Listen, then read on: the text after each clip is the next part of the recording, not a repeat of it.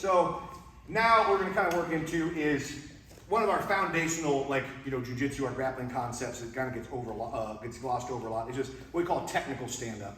All right, so technical stand-up is basically just the way that I go from being on the ground to standing back up. All right, so obviously it's pretty simplistic, but there's a couple like small details with it that make it, like useful in these situations. So let's say I've got Aaron here, right? So Aaron is my, opponent here. So a couple things. So when we go technical stand-up, right? If you can sit up without having to put one of your hands on the ground, that's good. Or like, let's say I have my firearm in my hand, or I have, another weapon in my hand. For me, I would say it's somewhat like unlikely. Like I do not like to train myself. Like I'm gonna go like boom and pop up every time because it's kind of just a little wonky. So when I sit up, so a couple of the main things with it is that one, whichever side I'm sitting up to, I'm gonna tuck that foot back behind my opposite foot, and I usually put that hand down as my rudder when I pop up here. Okay, my other hand is in front of my face, protecting me from strikes and things. And my face is buried like into that arm, right? I don't really like to bring it in really tight. I like to have it out a little bit so that I still have a little bit of a frame. So if the guy was like crashed in on me, I have a little bit of a frame, right, with this. But my face is tucked in. So I don't want to be sitting up here, right? Because if he just throws some sort of strike, I want to have a little bit of, potential protection. So now when I get to here and here, as I pop up to my knee, right? So a couple things here. So once I get this foot, I like to swivel back, kind of subtle, just so I've got a little bit of purchase. And then the really important detail, aside from protecting your face, is that we make space going back, right? And so, for obvious reasons, right? Like I want to try to increase the distance, that way increase the amount of time I have to stand up, and not get rocked. So boom, stand up, back, and then I can go to weapons, run away, re-engage to fight, whatever that happens to be. Okay, so again, with that, boom, sit up, hand protects the face is tucked into the arm here, up, foot comes back, make our space, circle off. Pretty simple, right? So what I want us to do, I want us to get some reps of that, and I want the guy to be just stand there the first couple reps, and then what we're gonna work into is using that then, as I start to come up, he starts to close the distance back down again, I'm gonna sit back into my guard. And so that's the other reason that when we sit up, we tuck this foot to sit here. So say as I'm coming up, Aaron closes back down. Boom, I can sit back into a guard position where I can protect myself, right? Versus trying to do the just like hop and stand. He closes back in, I just get taken right back down in a crappy spot, right? So we're here and here, Aaron takes me down, like, oh shit, okay, I'm gonna stand up. He closes back in on me. I'm like, okay, I can sit back down, boom, play my guard a little bit, right? And then be like, okay, hey, now I want to stand up. Makes sense, guys? Mm-hmm. All right, but partner up, same thing. You guys trying to arrest somebody, or like us getting in a fight at work or whatever. It's like everybody under the age of 40 now knows to kick you when you're down. They know to knee you if you're clinched up. They know roughly what a rear naked and a guillotine is, even if they're not like really technically skilled. So like you have to assume that those things are in play, right? Like it doesn't take a guy who knows much jiu-jitsu. So Cody's trying to stand up here, right? Let's say he gets bent over, doesn't do a good job. The guy doesn't know what he's doing. He just grabs the head, right? There's really technical ways to do this 10-finger guillotine and stuff like that. But any idiot gets here, starts putting pressure. It's like, and everybody knows that now.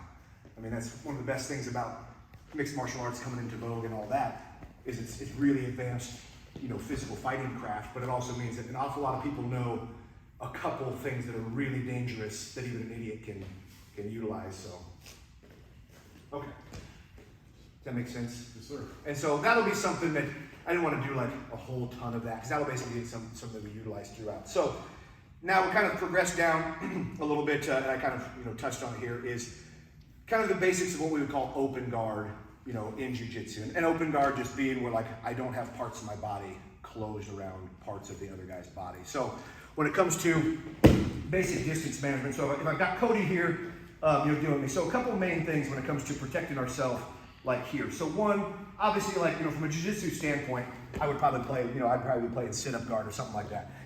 Not gonna do that like fight-wise, because the guy gonna knee me, kick me in the face. Will you just back up for a second?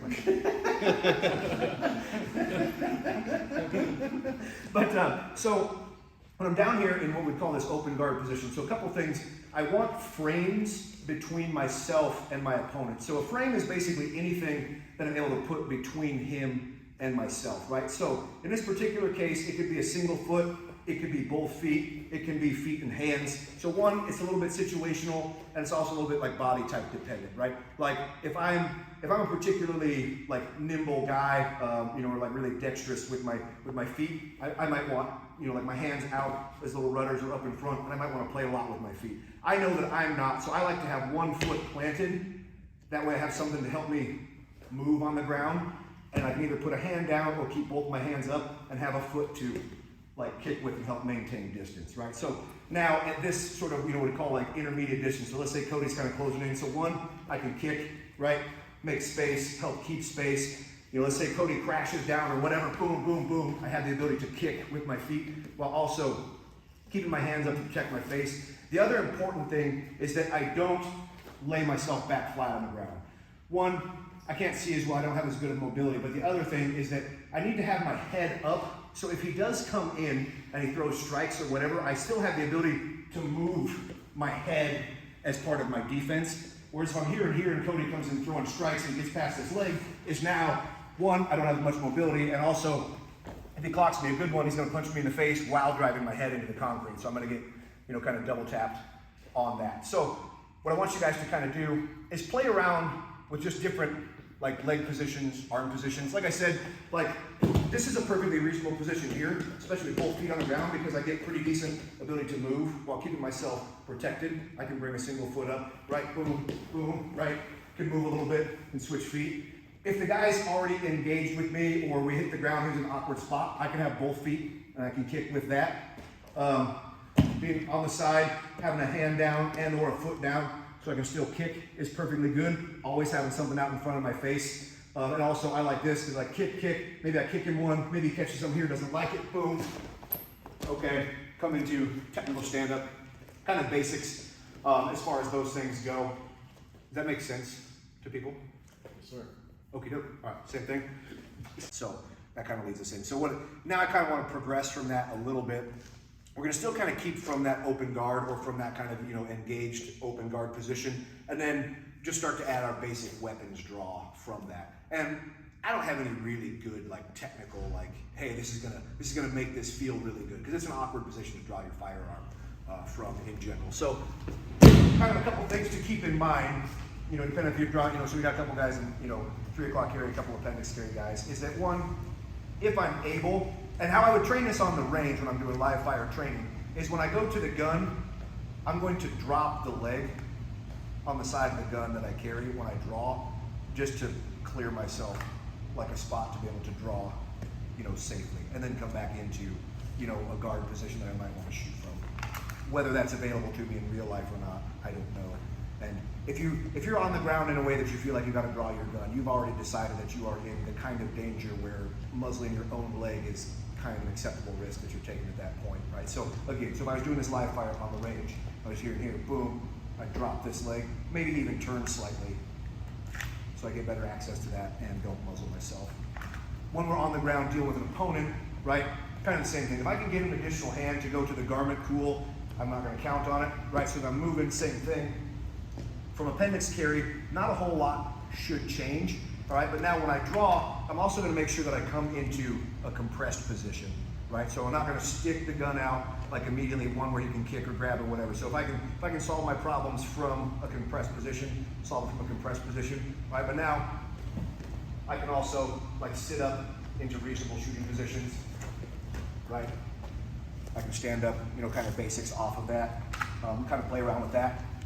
If you're going from 3 o'clock carry, you're probably going to have to rotate a little bit on the hip just to clear the butt of the gun right there. So kind of just play with it. So like here and here, if I can get to the hip a little bit. Now when I'm here and here, I can still play with the feet, right?